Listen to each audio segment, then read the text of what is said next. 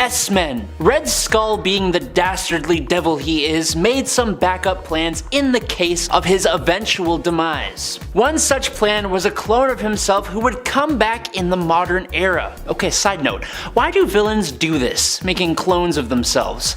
The individual villain still kind of passes away, so if they move their consciousness or something, that kind of makes sense, but I don't get why this is a thing. But I'm pretty sure this clone isn't even like that. I'm gonna make myself upset, so let's just continue. Basically, waking up in this new modern world with mutants and all that jazz, this new Red Skull decided that he was going to dig up the body of Professor X and steal some of his brain, granting himself some telepathy, and as an antithesis to the X-Men, he created the S-Men. Yes, very creative. This was a group of individuals that the Red Skull had empowered using crazy mad science and magic. Almost all of them were pretty quickly taken out of existence by Magneto when this Red Skull tried to make a camp to exterminate mutants. Bad move, buddy. Bad move. Number 9. Zodiac Cartel. Honestly, it's a pretty cool idea for a group. This villainous group of hand-picked business leaders who were all born under different zodiac signs, as their leader Cornelius Van Lunt, or Taurus, was heavily into astrology. Each member, while representing a zodiac sign, also was based in a different American city, and their main goal was world economic and political domination. Its members originally were, other than Cornelius, Scorpio, Jake Fury, Aquarius, Darren Bentley, Aries, Marcus Lassiter, Cancer, Jack Cleveno, Capricorn, Willard Weir, Gemini, Joshua Link, Leo, Daniel Radford, Libra, Gustav Brandt, Pisces, Noah Perricone, Sagittarius, Harlan Vargas, and my representative, Virgo, Elaine McLaughlin. The team was first formed after the dissolution of a previous group called the Great Wheel of Zodiac, which had covert agents from around the globe including Baron von Strucker,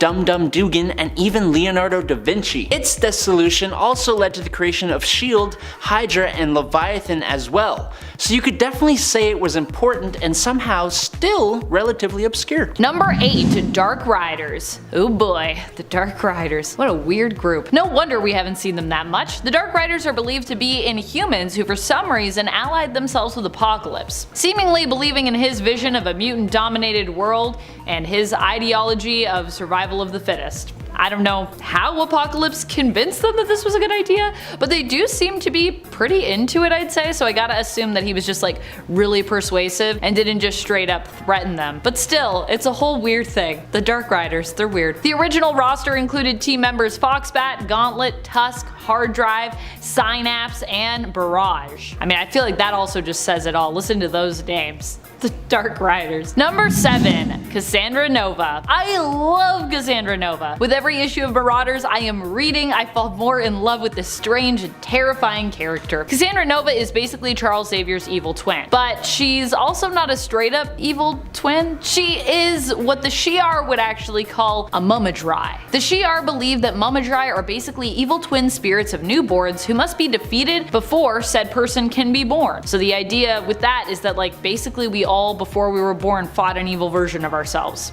They serve to represent the exact opposite of everything that we are. So in the case of Xavier, who is often presented as being a pretty good guy, though you know, not always, Cassandra is pretty evil in comparison. While Xavier did successfully defeat her before he came into the world with his telepathic mutant powers manifesting while he was in the womb, because of his own psionic potential, Cassandra herself was powerful enough to survive this and eventually would return years later to fight against Xavier and his beloved mutants. Although, in being Charles's twin, she herself is also basically a mutant, so yeah. She's a mutant, but she's also Mumadrai. Number 6. Nimrod. If we're talking about the new Nimrod, he is well known thanks to the current era, but even he is still somewhat obscure as an X-Men villain, considering that, you know, he hasn't been around for too long and only appears in a few issues at this point. However, even going back and talking about the more famous Nimrod from the Days of Future Past reality, for those who are not familiar, this could actually still be a version of the character who is considered obscure. The main Days of Future Past reality is often considered to be Earth 811, which is where Nimrod hails from. Here, and even in the current main timeline of Earth 616, Nimrod is considered to be a super sentinel, a super advanced mutant killing and detecting machine. So if you thought the Sentinels were bad, woo! Wait till you meet Nimrod. He's crazy, even though his name is kinda dumb. That's why I love him though. Number 5. Harold Leland. Despite having recently returned, Harold is usually someone often left out when it comes to his involvement with the previous villainous group known as the Hellfire Club. Or well, you know, he's kind of more, he's like on the side. Like Harry's there, but maybe in the back. Well, really, the Hellfire Club has become two different entities at this point now as well, with one remaining pretty villainous and the other being a somewhat altruistic Krakoan-based business known as the Hellfire Trading Club. Prior to Harry's resurrection on Krakoa though, he was a pretty bad guy and member of the Hellfire Club, back when it was made up of villains, before it was, you know, just about business and mutants and all that stuff. Throughout many of his Hellfire days, Leland was often seen as the right-hand man to more well-known mutant villain, Black King of the Hellfire Club, Sebastian Shaw. And those were also back in the days when the Hellfire Club just wanted to like rule the world. Although who knows, maybe the trading company does want to rule the world. That would be an interesting twist. Number 4. Charles Xavier II, or Charles Xavier II. Charles Xavier II is the child of Mystique and Professor X.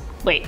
What? Yep, at one point these two had a child together, and in the main continuity too. That happened. Well, we don't really know fully what happened to this child in the main continuity, who I feel like we kinda just forgot about, who Mystique also gave up for adoption, surprise surprise. We do know of an alternate version of the character who actually gets a bit of a story in the reality of Earth 13729, where he joins up with his half-brother Reyes and basically becomes a villain. So that's the version we're focusing on for this point. Charles Xavier II accidentally kills his adoptive mother when his powers emerge, causing him to seek out his birth mother, Mystique. However, she is no longer around because she has been killed at this point by his half-brother, Reyes. Charles II then decides to create his own team of X-Men, believing that the current team has disgraced his father's name, who is also dead at this point. However, he's not a very good guy at all, and instead of inspiring a team of mutants to, you know, be better, he just uses mind control to get them to join him, giving them just enough awareness and control to kind of realize what's happening to them, but not enough that they can actually do anything about it. Yikes, that's really evil, man. That's really evil. Like, he could have just mind controlled them and been like, then you just won't be aware. But no, he was like, I want you to know what's happening. Number 3, Horticulture. Horticulture are such an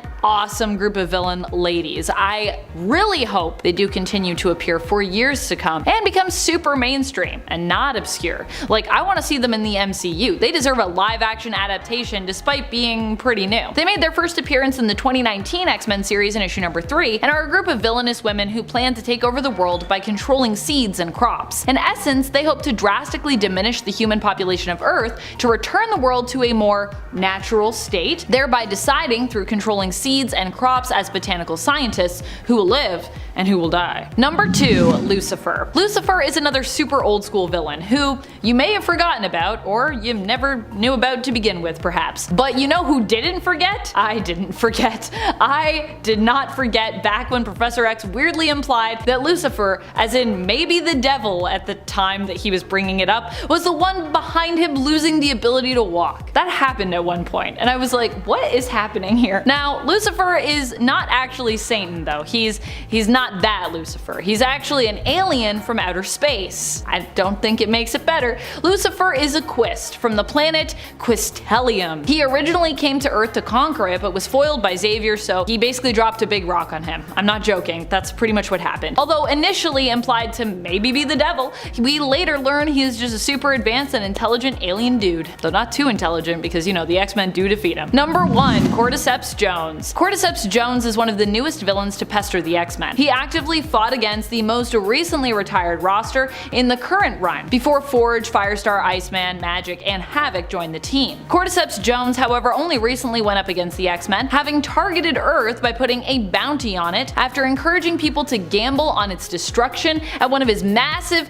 cosmic casinos Game World. Prior to that, he made his first appearance in the 2017 Rocket series in issue number 4, which is also why Rocket was the one to help the X-Men with finding Game World and infiltrating it. Thankfully, they had a direct link to him through a team member at the time, Rogue, whose husband Gambit is a fellow friend of Rocket's through their shared love of gambling. We also learned in their pursuit of Game World and Cordyceps Jones that Gambit's secret nickname for Rocket is Small Blind. Cordyceps Jones might be newer in the comics, having appeared in less than 10 issues at the time of this recording, but he's actually an ancient threat, being over 30,000 years old and also being a giant parasitic fungal spore. He and obscure Wolverine villain Spore actually could probably do some crazy damage should they ever team up. That would be pretty wild. If you're watching this and you're from Marvel, make that happen. That sounds like a cool team up actually. And now we know Spore is maybe alive. Number 10. Albert. Albert was an android created by Donald Pierce to be a doppelganger of Wolverine. The plan was to have Albert draw Wolverine and leading him to a trap where his partner, LCD, would be lying in wait.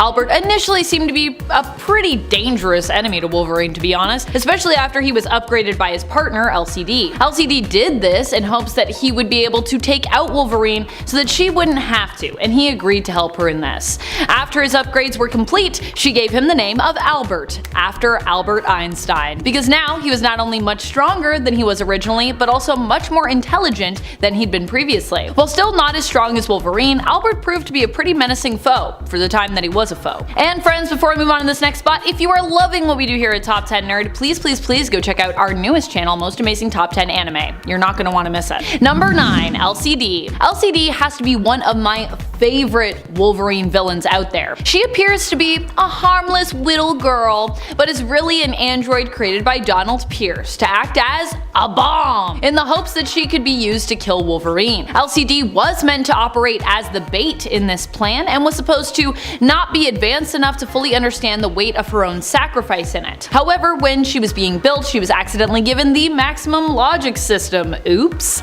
And so despite initially being a villain, she actually decided to change sides, save herself and her companion Albert, and ended up becoming an ally to Wolverine instead. Number 8.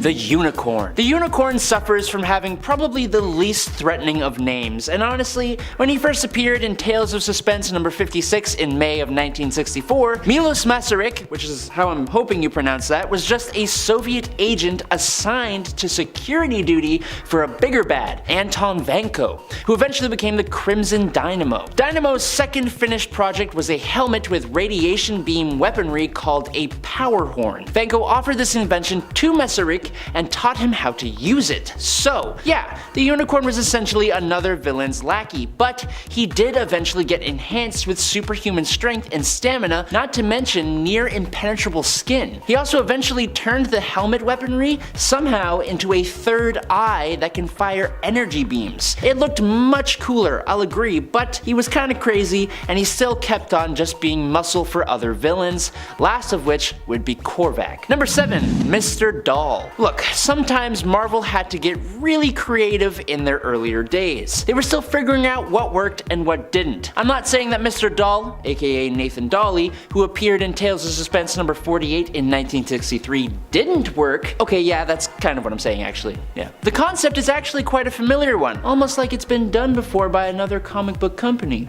Dwarf Dolly came into possession of what was essentially a voodoo doll that could be shaped into whoever he intended the victim to be, and he got really good at reshaping it, using the doll to inflict pain on businessmen until they handed over their companies to Dolly himself. He came into conflict with Iron Man and he did actually defeat the hero the first time, but we all know that isn't going to last, and somehow Iron Man used an energy blast to make the doll resemble Nathan himself, and the villain's attack backfired. He then got his mind implanted into two mannequins who took themselves after the Brothers Grimm, and I don't think any of us were expecting that one. Not at all. Number 6. Gargantus. Gargantus was Iron Man's first real opponent after his origin story in number 39 of Tales of Suspense. For the follow-up, number 40, Marvel decided that his next adversary would be a gigantic robotic Neanderthal constructed by aliens who traveled to Earth 80,000 years ago. I guess guess these Goomba-looking aliens saw Neanderthals and thought that would make an excellent robot. And for those nearly 80,000 years, they didn't change the robot one bit, because when two of those aliens came to Earth in the modern day,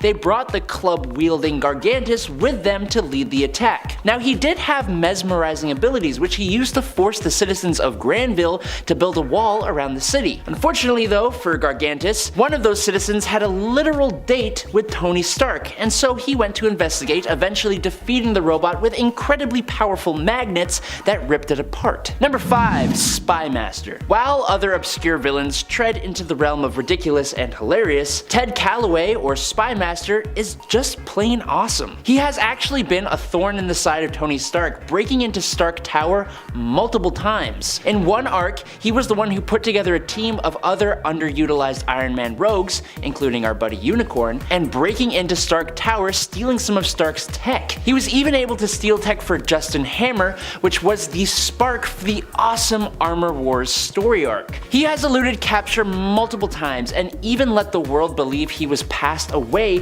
while he continued to operate in the shadows. Despite first appearing in 1971, he's just kind of always remained relatively unknown to the common audience member, and I think that's gotta change. Number 4. Dread Knight. Bram Velsing, for starters, has an incredibly strange name that is a very obvious reference to Bram Stoker and his character Van Helsing. But he is also not actually an Iron Man villain, not on Earth 616 at least. Bram Velsing, or Dread Knight, is really an enemy to Tony Stark in the Ultimate Universe. Unfortunately, in the 1610 universe, he just kind of becomes another Iron Man villain that creates an Iron Man-like armor. But in Earth 616, he is actually a Latvarian scientist who didn't like Dr. Doom's schemes and was punished by having a mask fused to his face. He became kind of like a villain to Dr. Doom in a way, allying himself with Victoria Frankenstein and the creations of Victor Frankenstein. He has fought Iron Man on a few occasions in 616 as well, but he's also fought Black Knight and Spider-Man. And I mean,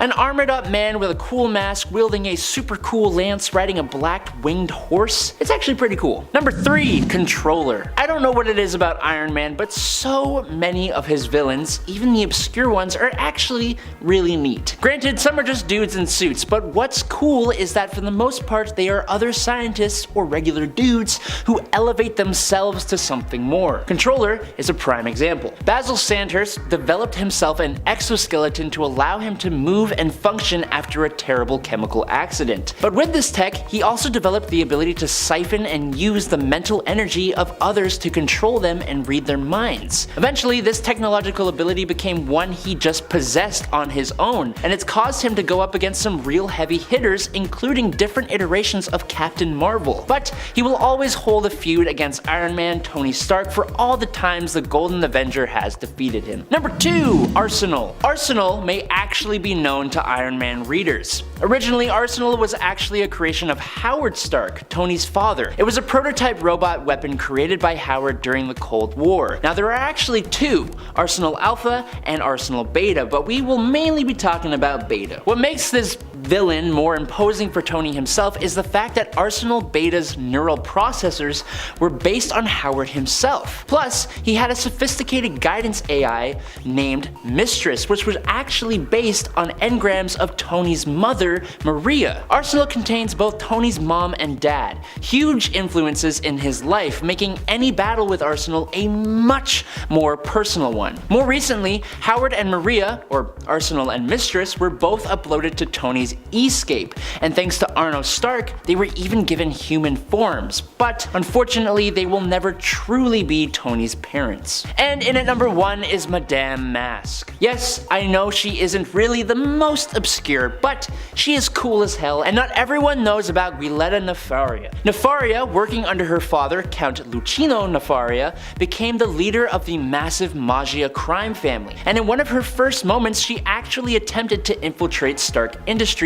by charming Jasper Sitwell. Only, she actually ended up getting feelings for him and then got into an accident that disfigured her, which is when she got the golden mask that granted her the name Madame Mask. She has remained a villain to Iron Man for a long time, playing a bit more of a hands-on part, although behind the scenes in Dark Reign and Secret Invasion, which is where she developed a relationship with the villain, the Hood. She remained a decent level high-level threat for a long time, even fighting Moon Knight and Hawkeye, and there was also a point where she acquired a number of magical artifacts that gave her actual power outside of the Magia. Thanks to her less than ideal relationships with Midas, Jasper Sitwell, Tony Stark, and her own father, plus her incredibly hard childhood and facial disfigurement, she is an incredibly compelling character with depth many other somewhat obscure villains just can't match. Number 10. The Red Barbarian. What better sign of the times than having an increasingly stereotypically generic communist Russian general as a villain? At least they gave him a unique name. The Red Barbarian was a general in the USSR Army named Andrei Rostov, and along with his generic name, he was generically evil, wore generic medals on his generic brown fatigues, and drank a lot of very generic Russian party beverages. The Barbarian never really even engaged Stark directly. He mainly sent incredibly generic spies to go and steal some generic plans from the guy. And to just add to the icing on the cake,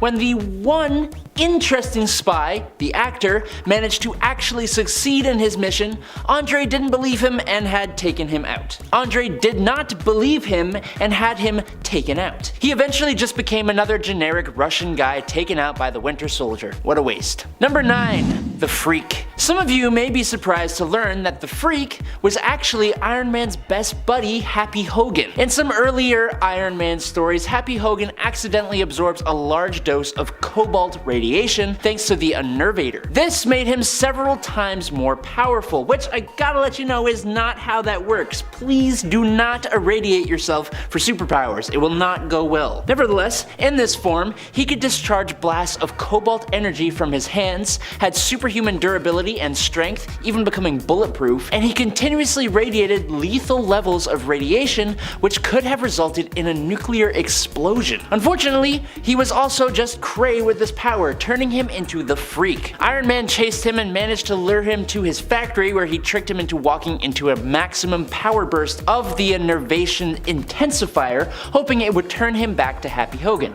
Which it did. Number 8. Headman. Sometimes it takes the smallest of things to bring people together, and while that may sound like an extremely beautiful sentiment, I'm saying it in relation to the villainous team known as the Headmen, who it seems came together because each of their powers revolves around their heads in one way or another, and it's honestly kind of unsettling in my opinion.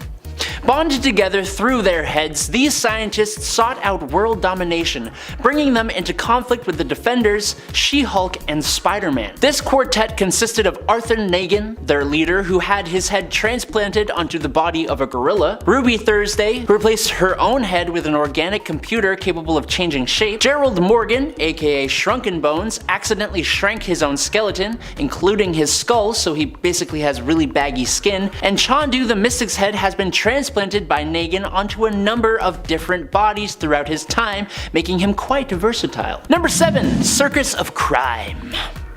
Fritz Tybalt, then manager and ringmaster of a small Austrian circus, became active in the Axis powers during World War II.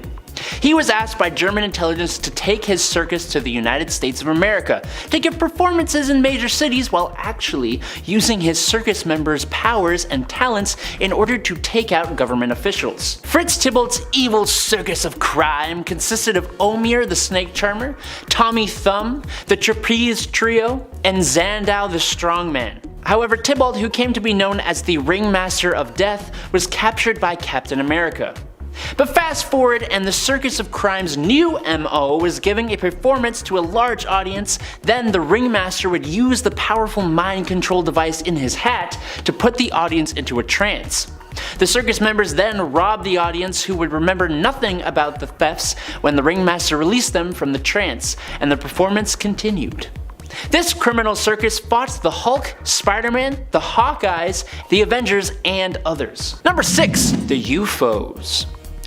These villains and their cleverly chosen team names. UFOs, like UFOs, because they got their powers in space. Yes, of course. Someone get me out of here, please. Okay, the UFOs here, inspired by the powers gained by the Fantastic Four, went to great lengths trying to reproduce the same accident that gave those heroes their abilities.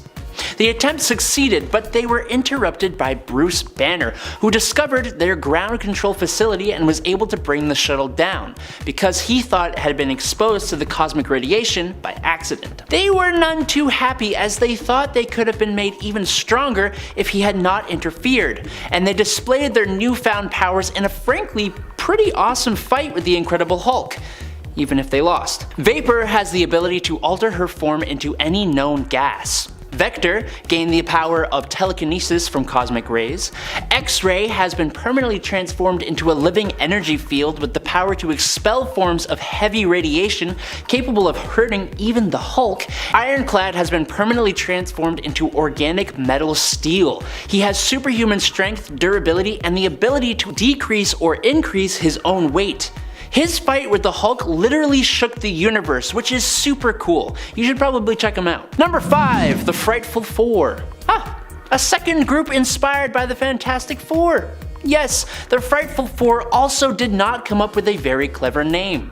The Wizard, the Sandman, and Paste Pot Pete, who all regularly did battle with the Human Torch and were defeated by him around the same time, realized that they all had unique powers and a mutual disdain for the Fantastic Four. The Wizard suggested that they form a group that would be the evil counterparts to the Fantastic Four.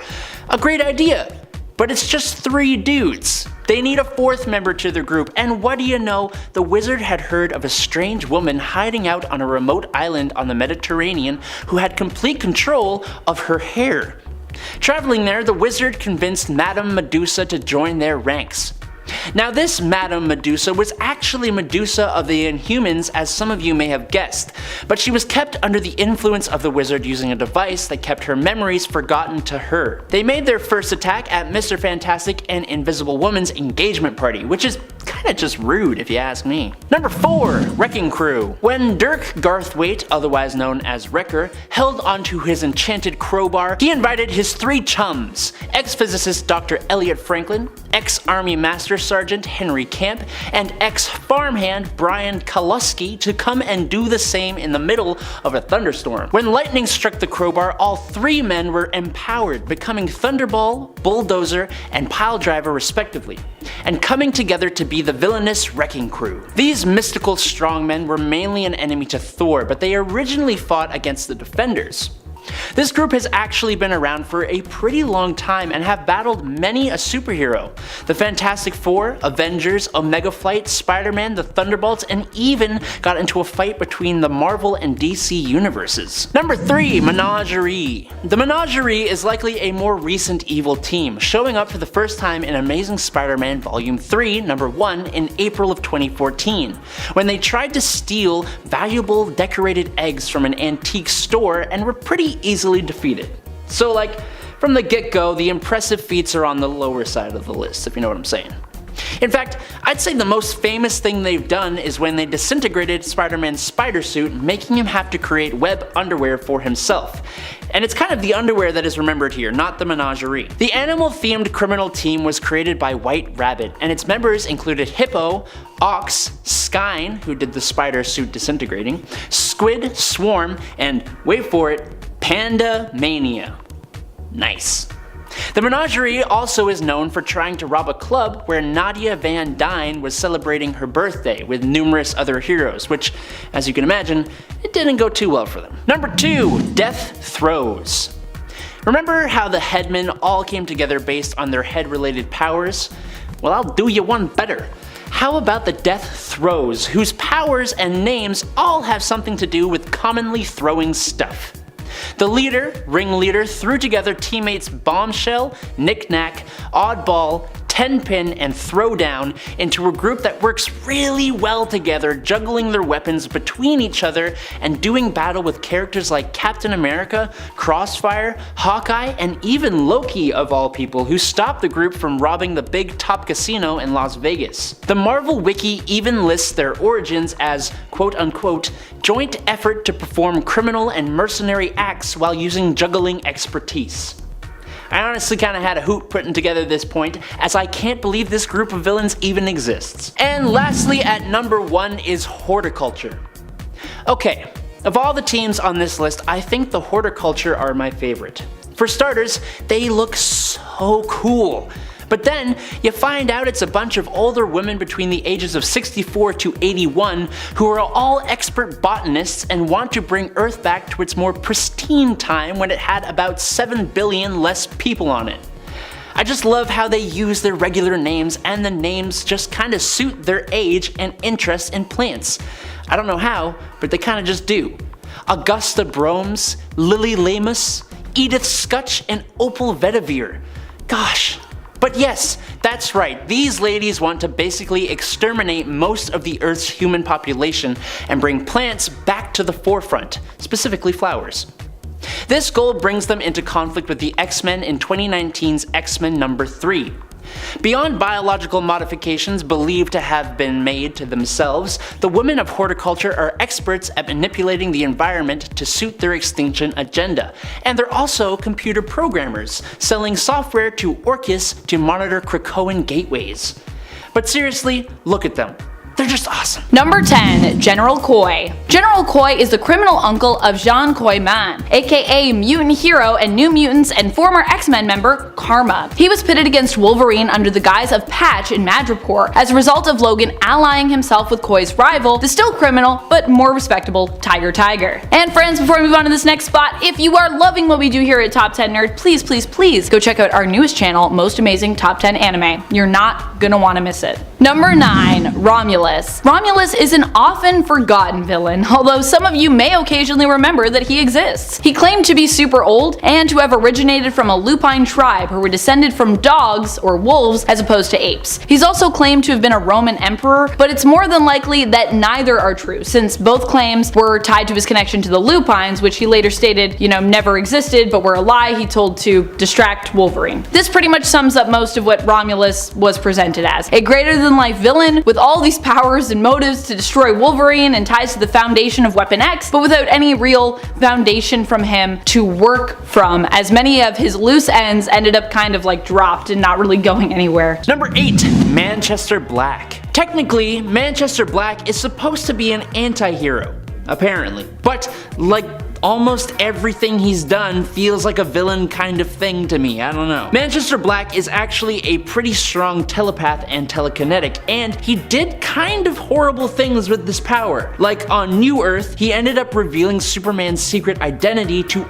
all of the villains and even made Superman think that Black had taken the life of Lois Lane in an attempt to make Superman break his oath and kill Black, which didn't work. On Prime Earth, he discovered Superman's secret identity, made some aliens become the Kent's neighbors in Hamilton County, captured Superboy and nullified his powers for a while, forced him to watch images of Lois and Clark fighting the Elite and suffering, and then he returned his powers and used John against his father, Superman. How have I never heard of this guy before? I don't know. Number 7. Master Jailer. Master Jailer became a character in a time when DC was struggling to find stories for the Man of Steel. It's kind of hard when you have a character that can pretty much do anything he wants to. So for Carl Draper, he made a fortune creating foolproof containment units for maximum security prisons. He started to become a villain, however, when he decided to create a containment unit for the strongest superhero on Earth, Superman. Didn't really go too well for him though. But his real power emerged when, thanks to that Manchester Black guy, Master Jailer learned Superman's true identity. In the newer continuity, this guy only lasted a real world month after he joined the Suicide Squad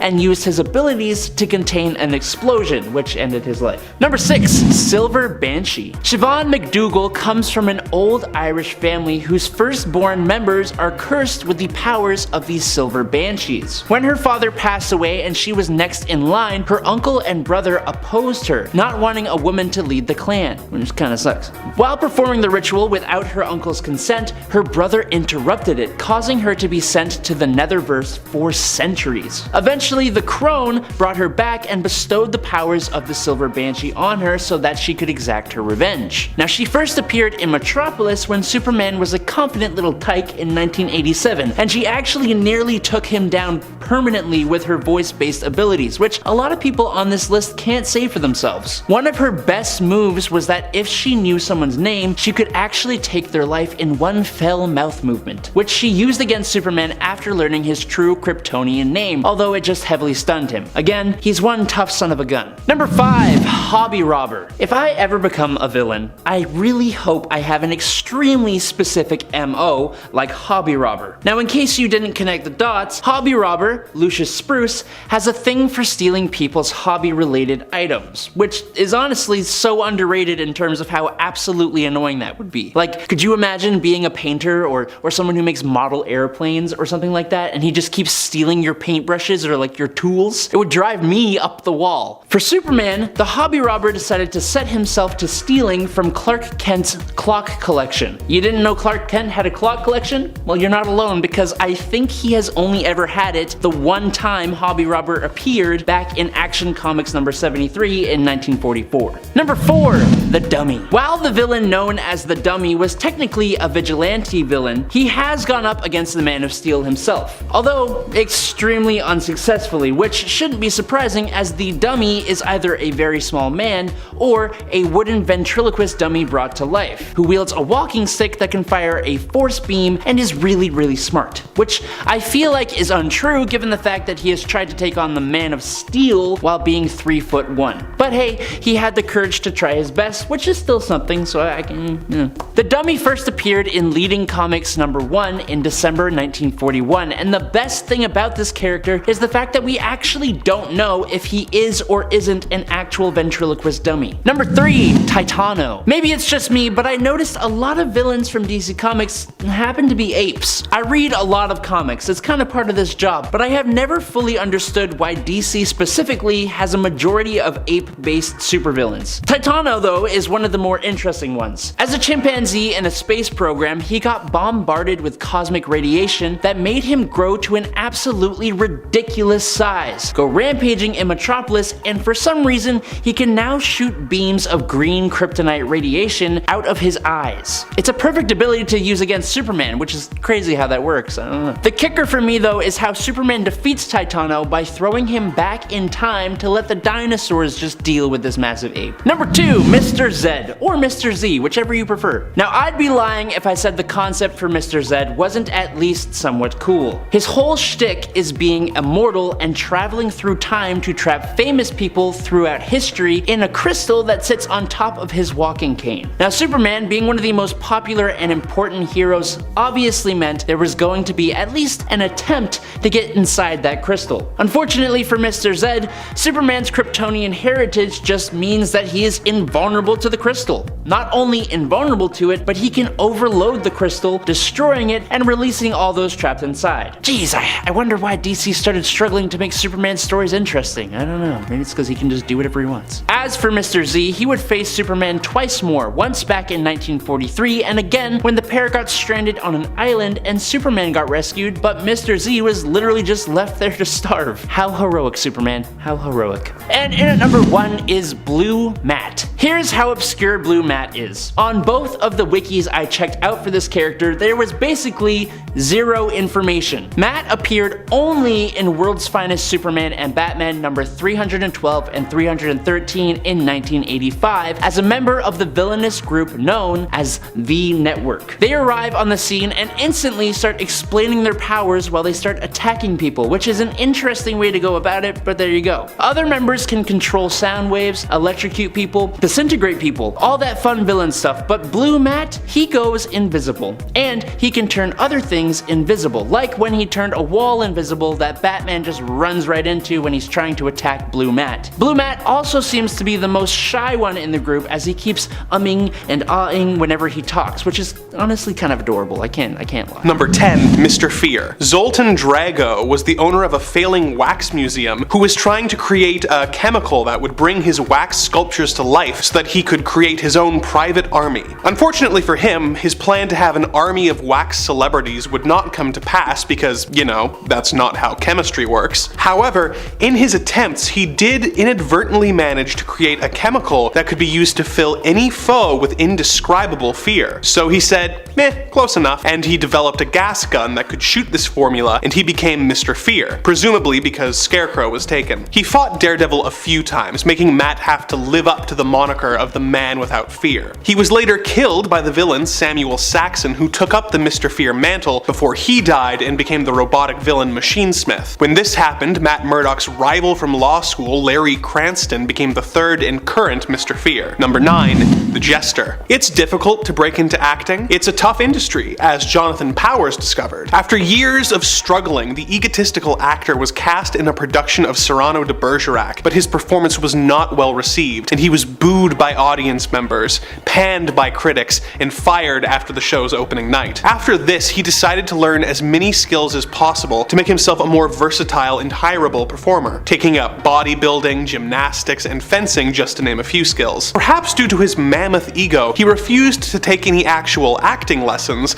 and as a result could only find work on a children's show where he was constantly having pies thrown in his face. As all actors do, he eventually went insane, and with the help of the Tinkerer became the supervillain known as the Jester. He has gone on several bizarre crime sprees, such as when he used fake newscasts to convince people that JFK was alive and that the Vietnam War never occurred, which was probably written to be a goofy scheme back in the 70s, but in today's climate is just sad because it would probably work. He has tangled with Daredevil several times over the years, although he did retire for a time after successfully impersonating a famous actor named Benedict LaForge and performing the role of Cyrano on TV in Daredevil number 218. He actually did very well with the part, and this seemed to give him some much needed closure, although he did eventually return to a life of crime. Number 8. Serpent. Cull Borson is likely a villain who would be less well known by classic comics fans who have since fallen off reading, or just anyone who might not be as up to date on their modern comics or,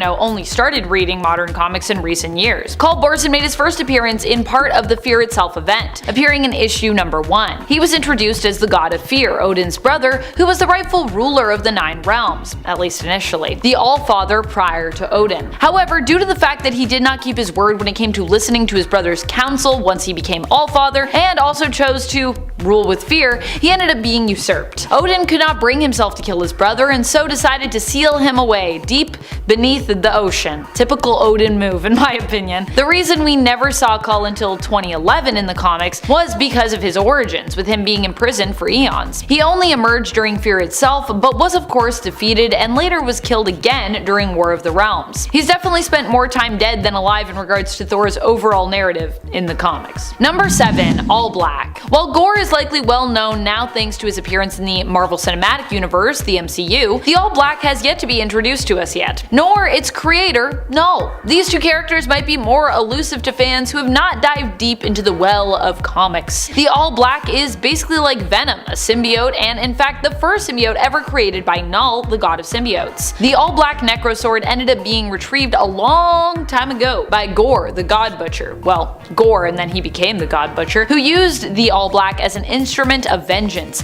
possibly even becoming corrupted by its dark influence somewhat, because that's kind of a thing it does. He used the sword to defeat the gods in an effort to rid the universe of gods entirely, which is how the All Black became the enemy of Thor. Eventually, the All Black bonded fully with Gore, allowing him to resurrect even after he was killed. Both the All Black and Gore would be defeated by a team of Thors, but the symbiotic sword would later return in the future when King Thor was also faced with fighting Galactus. Thor would actually use the All Black in the fight, joining with it, and it would use him to get to Galactus, who the All Black would later bond with, turning Galactus from the Devourer of Worlds into the Butcher of Worlds. Number 6. Curse. Curse is Algrim the Strong. He was one of the Dark Elves who served Malekith, but was later betrayed by him. Due to the extent of his injuries, however, Curse cannot quite remember exactly what had really happened to leave him in such a fatal state, leaving him to believe that Thor was fully to blame, with Thor being the only person who he could remember was really involved at all. Curse's hatred for Thor was so powerful that the Beyonder sensed it and paid Curse a visit, deciding to grant him immense strength in addition to healing him. As such, Algrim became even stronger than ever and adopted the mantle of Curse,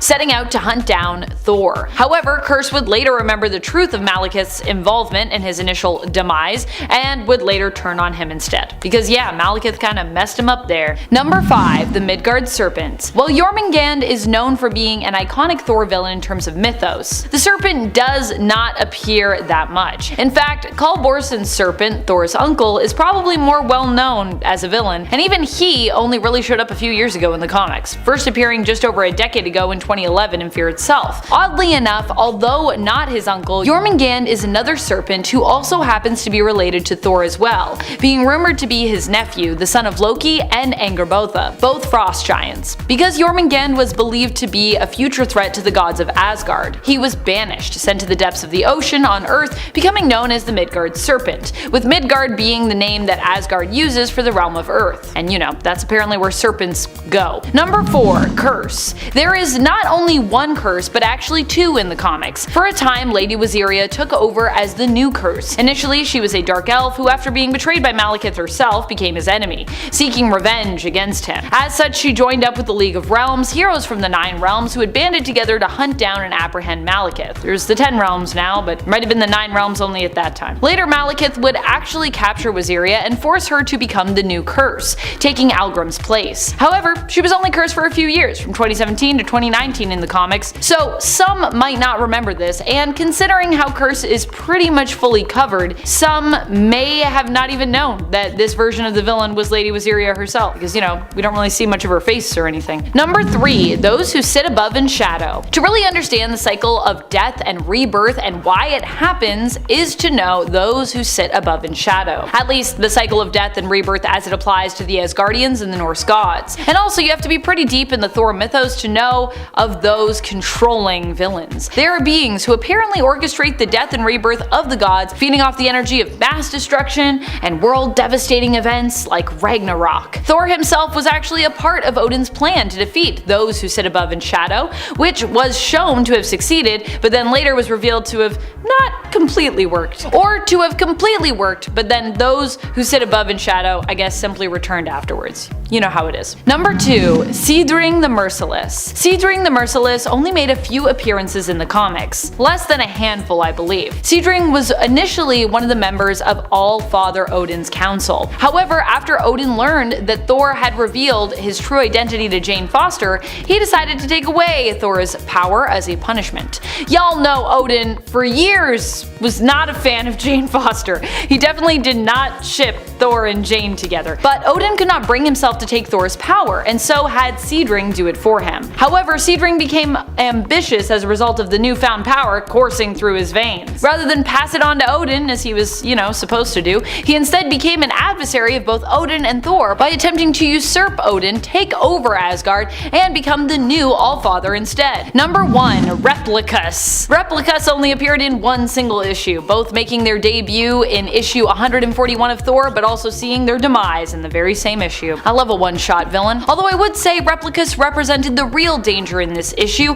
Replicas was not alone when it came to their villainy. In fact, Replicas, also known as Replica Model X3, was actually an android created by the alien inventor Chutta. Chutta's secret mission was to prepare Earth for an invasion, and they created Replicas in the hopes of creating chaos on the planet's surface. The mob boss, Slugger Sykes, what a name, hoped to use Replicas, going into business with Chutta in the hopes of acquiring his own personal army of androids. However, when Slugger learned of Chutta's true intent, it put the two villains behind Replicas at odds with one another, and instead they kind of turned on each other. You know, Slugger lives on Earth, so he was like, I'm an Earth person, and I think you wanting to mess us up. Not so cool, Chutta. Even for me, a mob boss. Number 10. Unus the Untouchable. Unus the Untouchable. What a wild character. An oldie and a goodie. Unus actually first appeared back in the original X-Men run, making his first appearance back in X-Men issue number 8, which after hundreds of X-Men issues is pretty old at this point. Unus himself is what he sounds like. His mutant powers allow him to become untouchable when he wishes, shielding him completely when activated. This psionic repulsion shield that he can create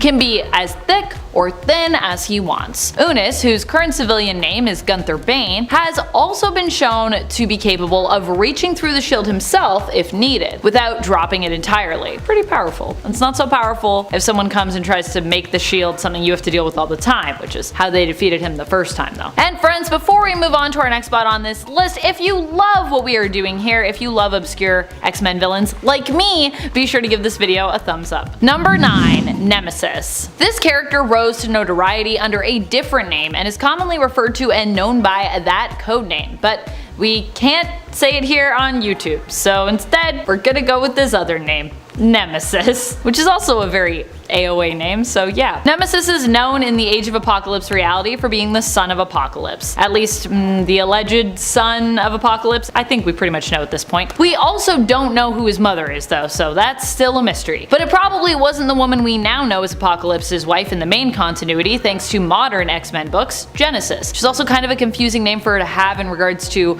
Apocalypse's and X-Men history, but anyways. Nemesis, being an ally and horseman of Apocalypse, ends up being a major antagonist and problem for the X-Men in this universe, who are led by Magneto, as Professor X is dead in AOA, which is kinda, what helped bring about this whole dread alternate reality of Earth 295, aka Age of Apocalypse. Number 8. Wendigo. While more of a Hulk villain than a Wolverine villain, the Wendigo is someone who Wolverine also fought. In fact, for a brief time, the Hulk and Wolverine, known to be rivals in the comics often, would team up to fight against the Wendigo. The Wendigo was originally Paul Cartier, who was cursed by the elder gods of Canadian folklore to become the Beast after a hunting trip gone wrong caused him to resort to eating his friend who had died. As punishment for this, he was transformed into the Wendigo.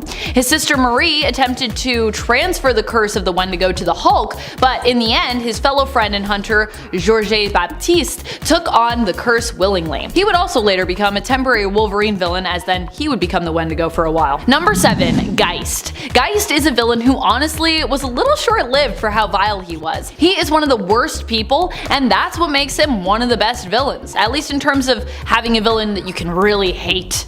Nikolaus Geist made his first appearance in the 1988 Wolverine series in issue number 17. He was introduced as a mad scientist cyborg who had basically extended his life through cybernetics. We learn that in the series, Geist had actually been manipulating politics from behind the scenes, encouraging and helping rulers into doing terrible things since the time of World War II, when he then worked for Germany, and possibly beyond that. He would rightfully so meet his end the first time around at the hands of Magneto at the end of the Wolverine story arc that he appeared in, but would later return alive again to fight against Captain America, attempting to merge with the Hydra god, only for Cap to convince the god that Geist was actually not worthy of it, causing him to be rejected by his own creation. Ooh, both of those endings are pretty good for Geist, although I feel like we should have just let him be dead after Magneto killed him. That was a pretty good one. Number 6. Solemn. Solemn is a newer villain to be introduced in the comics. He was created by Benjamin Percy, Pepe Larraz, and Jonathan Hickman, making his first appearance in the current Wolverine series in issue number 6. There he was introduced as a kind of like a Rocky version of Wolverine, albeit quite a different person from Logan.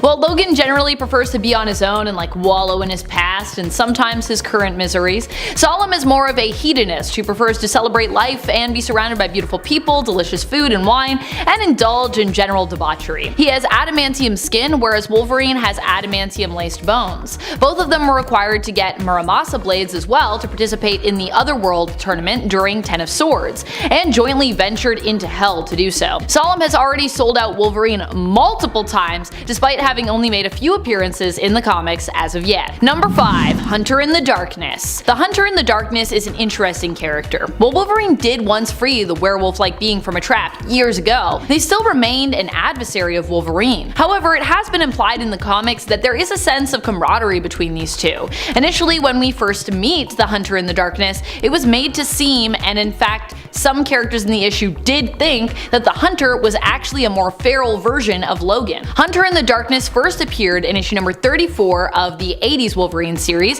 considered Volume 2. He would later reappear, but also act as an adversary. Number 4. Creed. Saul Creed is Victor Creed's brother. Not Luther, the one Victor killed over a slice of pie when he was younger, but the other one. The one Wolverine killed in a vat of mind-wiping fluid. Sounds a little weird? Well, it is from Origin number 2.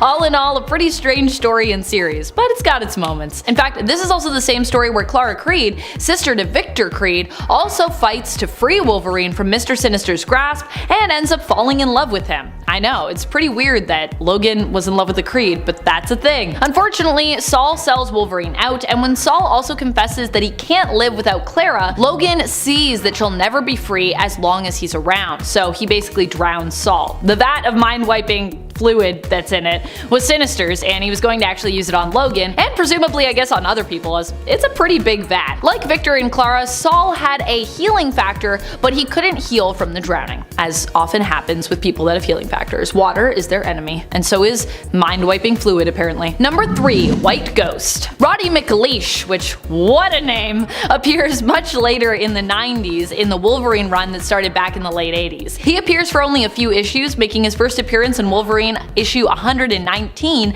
of that second volume. Like some others on this list, he was known for being a big meanie, and that's really an understatement here. He was said to be the most remorseless killer in the world. Initially, he befriended Logan, with both of them finding common ground in the sense that they had both done, pretty awful things in their past. However, eventually Logan became kinda creeped out by McLeish, while he became more and more obsessed with Logan. Unfortunately, it was a little too late for Logan, as it turned out that the White Ghost, as McLeish was called, had only been getting close to Logan so that he could kill his then girlfriend's dad. Wolverine was not very happy when he found that out. Number 2, Hellbride. The Hellbride is a newer character, but that doesn't mean she isn't obscure. She made her first appearance in the current X-Force series starting in 2019. Hellbride appeared first in issue number 13 of X-Force during the Ten of Swords event. Wolverine and Solemn both had to team up to steal matching Muramasa blades from her and her betrothed, who obviously were in hell. Crashing their wedding, they stole the blades, and Solemn also killed Hellbride's new husband,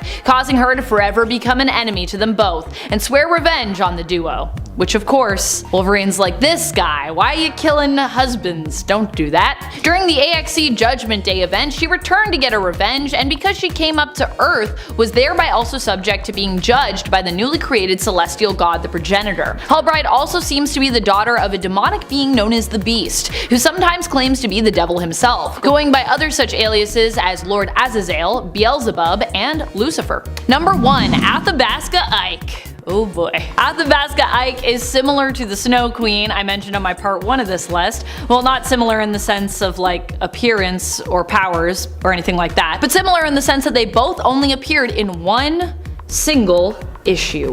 A one and done villain. And like the Snow Queen, it was Ike who really did himself in here. In Ike's case, he ended up being foolish enough to get close to the Hunter in the Darkness, who made pretty quick work of him. Athabasca Ike didn't have any powers, but was just a convicted murderer from Alberta, presumably from Athabasca, as his name would imply. He escaped custody, killed almost all of a family, keeping only the teenage daughter as a means of protection should the Royal Canadian Mounted Police catch up with them, kind of like, a human shield if you will. While he was troublesome and mean, he was only human, and very quickly became dead by the end of that issue. And don't worry, that girl, she was fine. Wolverine made sure she was cool. But in at number 10 is Microwave Man. Punch-proof, bulletproof, and capture-proof. That's him, the Microwave Man. Louis Paget has the honor of being the first actually superpowered villain to ever appear in DC Comics. Louis gained microwave-based abilities through some scientific experimentation, allowing him to absorb microwaves and alter them, which he used to rob banks. His experiments attracted the attention of aliens though, who invited him to see the galaxy with them, and he accepted. Now an old man, they finally brought him back to Earth so he could pass away on his home planet. However, when he discovers the existence of Superman and that his microwave powers have increased thanks to how much more microwaves are used in the present time, he asks the aliens to make him young again so he can experience a fight with Superman, even though he knows that the strain of it will kill him. They agree. And so during the fight, Superman comes up with a way to defeat him, but the aliens tell Superman about how Louis will pass away afterwards, so Superman lets him win. Number 9, Toyman. Toyman is a little less obscure as he is a long-lasting character. He's just so freaky and weird, and I wanted to talk about him, so here we are. Winslow Schott was a very talented toy maker. He was bullied as a kid, and as an adult, a businessman who owned an arms manufacturer tried to convince Winslow to sell his toy designs in order to be turned into weapons, which was absolutely not cool with Winslow. Unfortunately, the passing of his android toy wife, Mary, forced his hand and he had to sell out. He took revenge on the businessman though with an exploding teddy bear, and thus the Toyman was born. He can go from a goofy mad scientist to a psychologically disturbed tragic figure in his stories. The worst part is every time he attempts to salvage his reputation and do something good,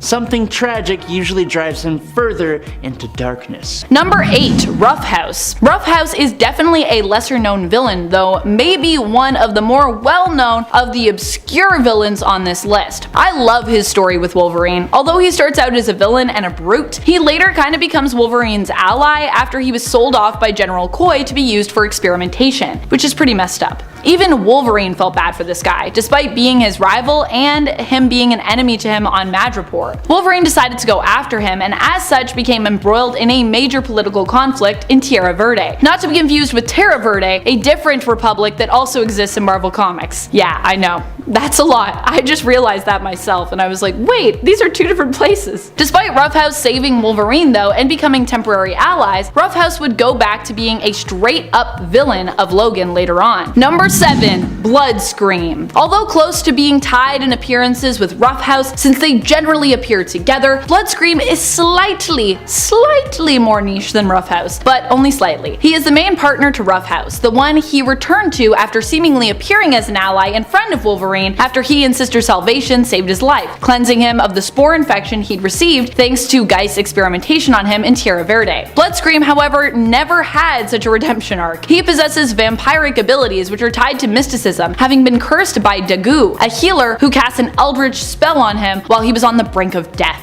Instead of bringing him back to life, the spell actually caused him to remain trapped between the state of life and death. He became an immortal creature who fed on the life force energy of others through touch. Bloodscream and Roughhouse would become partners and would be employed by multiple different criminal organizations and bosses, often being pitted against Wolverine. Number 6. Dirtnap. Dirtnap is a weird character, but one who kind of has a beautiful story. Dirtnap originally appeared as one of Genesis's Dark Riders, Tyler Dayspring's Genesis, just to be clear. Dirtnap was a mutant who had an ability where he could absorb beings into himself, thereby adopting their form. However, you would know it was Dirtnap because of a red smiley face that would often appear somewhere on him, usually on his clothes or, on his body while in that form. While fleeing from Wolverine, however, who he'd been going up against at the behest of Genesis to try and capture, he absorbed a rat and kind of became stuck or otherwise just preferred this form, keeping it. Dirtnap would later on actually end up joining the X-Men, befriending Generation X, and even sacrifice his own life to protect them. However, we are now in the time of mutant resurrection, and more recently in the 2022 series of Marauders in issue number 6, Dirtnap was actually spotted spying on Lockheed, who was in turn spying on villain Brimstone Love's Theater of Pain. When Dirtnap had turned good, his smiley face had actually changed to yellow, but when we recently spotted him, his smiley was back to red. So what does that mean? Seems like he's evil again. Number 5. The Red Right Hand. The Red Right Hand was an organization that was brought together by one thing each member shared in common: their hatred of Wolverine. This is because in some way, as each member saw it, Wolverine was to blame for some great misfortune that had befallen them. The Red Right Hand, however, acknowledged that Wolverine was unkillable, basically thanks to his healing factor, so they came up with a better plan in regards of how to best deal with him. Their plan was to send his soul to hell for all of eternity, trapping him there. The Red Right Hand allied themselves with Daken and Mystique to enact their plan. However, Mystique would later turn on them when she found out all the details that their plan entailed, and thought even for her it was pretty awful. In the end, although they didn't trap Wolverine's soul in hell for all of eternity, their plan did succeed. And even worse, they were left with their final say, as they took their own lives rather than surrender to Wolverine or allow him to get revenge by killing them. Number 4. The Mongrels. The Mongrels were a team assembled by the Red Right Hand to seemingly take out Wolverine. They were brought together by and trained by none other than Daken, the son of Wolverine, who now goes by the name given to him by his adoptive parents, Akihiro. Daken trained the Mongrels, but never really expected them to succeed in defeating Wolverine. This is because it was all part of the Red Right Hand's master plan that they lose, or well, win or lose against Wolverine, that the Red Right Hand would win as a result. Because the Mongrels were actually a team made up exclusively of Wolverine's kids. These were the kids that Wolverine didn't know about or that he forgot due to his memories in general being kinda like a mess. Kinda because of his healing factor and such. Only after Wolverine defeated them, killing them, did you learn the truth about each and every member of that team. Number 3. Charlie Chainsaws. He's a real guy. He's about as ridiculous as he sounds, but also about as terrifying as he sounds too. Charlie Chainsaw's appears in Wolverine Weapon X, where he's one of Dr. Rotwell's patients in later experiments. Charlie Chainsaw's was locked up in the Dunwich Sanatorium because he liked killing people with chainsaws. To make him even more deadly, Rotwell decided to therefore give him chainsaws for hands. This didn't make him a very quiet or tactile killer, but it did make him a very bloody one. Eventually, Wolverine would escape the sanatorium, but so would Dr. Rotwell and his beloved experiment, Charlie Chainsaws. Number 2. Spore. Spore was apparently a super ancient evil that was created by the Deviants way back as a weapon to be used against the Eternals. However, Spore didn't just do harm to Eternals, but kinda to all living things it came in contact with. As such, Spore was condemned by the Celestials and killed, or at least defeated, long ago. Or so they thought. While destroyed, Spore lived on in the soil where he was defeated. Eventually, through this soil, he was able to return through substances that were grown in it, and used for experimentation on people, like Roughhouse. In fact, Roughhouse ended up infected and had to be saved later on by Wolverine as a result. Wolverine and his mutant friend Bandera ended up fighting against Spore with some help from the people of Tierra Verde and Sister Salvation, who possibly herself was a mutant, although we're a little unclear on that. While defeated, a small piece of Spore would apparently survive, having resurfaced this summer somewhat randomly in an Iron Man comic. Apparently that happened. Number 1. Snow Queen. Snow Queen is someone who I initially thought was going to be revealed as Emma Frost when I first read about her, based on her appearance in issue number 24 of Wolverine from the 1990s. I mean, she kind of looks like Emma Frost, right? Like, I read it and I was like, is that Emma Frost? And then I was like, no, this is totally different character, Snow Queen. And yet, she is not Emma Frost. She is her own character who just happens to share a bit of a resemblance to Emma. Her real name is actually Bridget Leahy, and she has powers that allow her to create kind of like TV static, but in your brain. They're described as being telepathic snow powers. They basically make your mind foggy and make it hard for you to focus if you happen to be within range of her power. She did not last very long, dying in the same issue she first appeared in. So that's the end of Snow Queen. For now. Number 10. Donald Blake. Donald Blake may be one of the characters fans of Thor in the comic are most familiar with of those on our list. He has made more appearances than others for sure, but he is better known in the comics as a version of Thor and later as his ally as opposed to his enemy. Donald Blake sort of used to be Thor, but then he became his own separate entity, but then he still helped Thor. However, in recent years, Donald Blake has become the enemy of Thor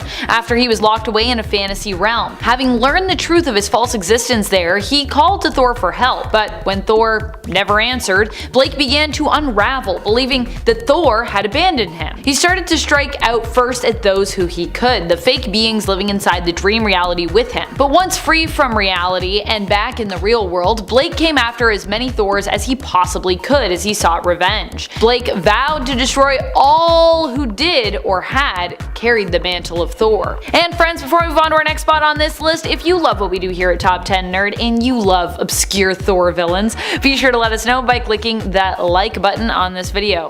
Thumbs up. Number 9. King Laufey. Laufey is known for being the leader of the Giants of Jotunheim. In fact, he is technically Loki's biological father, with his wife Farbauti being Loki's birth mother. Laufey hasn't made too many appearances, and this could be because although he is a giant and you'd think he would be a massive threat as the king of all the Giants of Jotunheim, he actually doesn't seem to be that tough. Multiple times Laufey has been defeated and killed, and multiple times he's returned, only to be defeated again. Thor has even prevented Laufey from being resurrected in the past as well. So, while he is a fearsome foe to behold with a lot of sway and loyal followers, he probably hasn't made too many appearances because, well, half the time he's usually busy being dead. In fact, I'd say more than half the time he's pretty dead. Number 8. The Matador. Not to be confused with the Matador who fought Captain America back in the 1940s, Manuel Eleganto was introduced in one of Daredevil's earliest adventures, back when the hero was still garbed in his original yellow and red costume. His origin is very clearly laid out in a newspaper Matt reads in Daredevil number 5, so I'm just gonna pull a quote directly from there. For years, Eleganto was the most famous, most controversial bullfighter in all of Spain. His mastery of the bulls was unquestioned, but his cruelty and his brutality towards the bulls made the crowds hate him. In fact, in his last public appearance, the audience actually was heard to cheer for the bull. This so infuriated the temperamental matador that he turned to hurl an epithet back at the cheering crowd. It goes on for a bit, but basically what happened is he got gored by the bull and blamed humanity, and decided to become a matador-themed criminal. And by that I mean he would do stuff like stand in the street and throw his red cape at an armored truck's windshield, causing it to crash. Not exactly one of Daredevil's greatest threats. Number 7. Stiltman. First appearing in Daredevil number 8, Stiltman was a scientist named Wilbur Day who stole the plans for a hydraulic ram device in order to create telescopic metal legs, which allowed him to tower above the people of New York as Stiltman. He used the power of being tall to attack the scientist, Carl Caxton, multiple times in hopes of stealing the scientist's shrink ray. On one of those occasions, he hoped to use the device to shrink the Golden Gate Bridge, but was defeated by Daredevil and Black Widow. Surprisingly, the ability to be tall has not made Stiltman an effective supervillain, and he has been defeated with relative ease by multiple heroes in the Marvel Universe. Number 6. Bushwhacker. Although he was originally a Catholic priest, Carl Burbank renounced his vows upon the death of several of his young parishioners. In what may just be the most extreme career pivot in history, he joined the CIA, where he got a cybernetic arm that he is able to transform into a gun. After leaving the CIA, he became a freelance assassin who specialized in killing his targets in artistic and aesthetically pleasing ways. He has fought against Daredevil and other heroes such as Wolverine and the Punisher, and has worked for a variety of employers including the Kingpin, the Hood, and the US Hulk operations. He's been a consistent presence in the Marvel Universe over the years, but is rarely the main villain, usually working as a pawn in a more prolific villain's schemes. Number 5. Ikari. During Mark Waid's excellent run on Daredevil, Bullseye was confined to an iron lung after being defeated by Daredevil. He had Lady Bullseye hire a new threat named Ikari to kill his rival. Bullseye had Ikari experimented on with the same toxic waste that gave Matt his abilities, and had him trained to be just as effective a fighter as Matt. In their first encounter, Ikari lured Matt to a warehouse and confronted him dressed in Batlin Jack Murdoch's old robe and a costume modeled after Matt's original yellow and red number. They fought to a standstill, and Matt tried to negate Ikari's radar sense by turning on the building's sprinkler system, only to learn that although he had radar sense, he was not blind. He could have killed Matt, but he decided to let Matt live in fear of his eventual death at his hands. The two fighters got their rematch when Ikari was hired by the Kingpin to fight Murdoch to the death. Kingpin had Matt's loved ones kidnapped and informed Daredevil that if he won the fight, he would have one of his loved ones executed. Daredevil and Ikari fought for hours until the Shroud intervened and seemingly killed the assassin. The body disappeared soon after, but his severed head was later seen as a trophy in Kraven the Hunter's island hideout in Captain America number 697. Number 4. Blackwing. The son of the crime boss Silvermane, Joseph Manfredi learned how to train and control bats to do his bidding. This brought him to the attention of the villain Ringmaster, who offered Joe a position in his circus of crime. Joe accepted and created a very familiar looking suit that gave him limited flight abilities, and he began committing crimes with his trained mutant bats. Because the more obvious name had already been taken, he started calling himself Blackwing. The circus of crime came into conflict with Daredevil, who defeated them, capturing everyone but Blackwing, who managed to escape. He tangled with Daredevil a couple more times and also fought other heroes such as Black Widow, Captain America, and the Falcon before giving up the bat theme and becoming a regular crime boss like his father. Probably for the best, as his decision to straight up dress as Batman was a lawsuit waiting to happen. Number 3. Manbull. Bill Torrens was a common criminal working for the evil android Mr. Klein with his partner, Itch. He was tasked with kidnapping people so they could be used in Klein's experiments. When Daredevil intervened, Bill was forced by his employer to be a test subject. The experiment transformed him into a super-sized bull man named Manbull. Daredevil defeated him and he reverted to his human self, being sent to prison for his crimes. Itch later smuggled him in a revised formula which permanently transformed him into the Manbull and allowed him to escape from prison. He has teamed up with other Daredevil enemies such as the Owl and, ironically, the Matador, and has also fought heroes such as the Hulk and Scarlet Witch, but isn't a particularly well-known Marvel villain. He did, however, recently make the jump to live action when he appeared as a member of the Abominations group therapy session in the She-Hulk TV show. Number 2. Robert Goldman. Robert Goldman was a classmate of Matt Murdock and Foggy Nelson at Columbia Law when they were all training to be lawyers. He would go on to become the assistant district attorney and was the lawyer who arranged the deal which allowed Daredevil to keep his secret identity in exchange for a guilty plea when he was on trial for murder. It was later revealed that he is actually Matt's guardian angel who has been manipulating the horrible events of Matt's life in order to make him a better hero. He has claimed responsibility for the death of Elektra's father, causing Matt's stint in prison, and influencing Elektra's death at the hands of Bullseye. He also influenced and helped the FBI agent who revealed Matt's identity back in the Bendis run, sent Typhoid Mary to the Kingpin, and caused a train explosion that almost caused the death of Matt's girlfriend, Kirsten McDuffie. This is a very recent development in the Daredevil canon, so we have yet to see how valid these claims are, or how much of an impact this villain will leave with readers, but their confrontation has certainly left the Man Without Fear shaken to his core. Number 1. Death's Head. The father of longtime Daredevil love interest Karen Page, Paxton Page was a famous scientist who created a cobalt bomb. When he refused to sell the bomb to anyone, including the US government, he was called a traitor and became a recluse, living with his wife Penelope out in their creepy old mansion. He continued to experiment with the radiation and developed powers which allowed him to manipulate cobalt radiation,